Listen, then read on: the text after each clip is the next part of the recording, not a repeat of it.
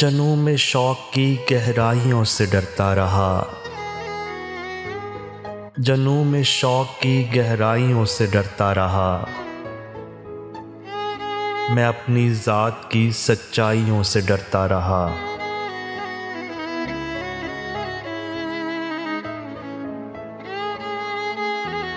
मोहब्बतों से शनासा हुआ मैं जिस दिन से, फिर उसके बाद शनासाइयों से डरता रहा।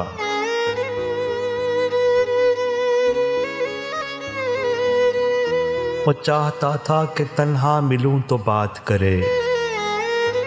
वो चाहता था कि तन्हा मिलूं तो बात करे। मैं क्या करूं कि मैं तन्हाइयों से डरता रहा।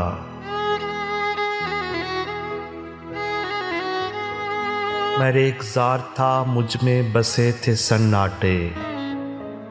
मैं रेगज़ार था, मुझ में बसे थे सन्नाटे।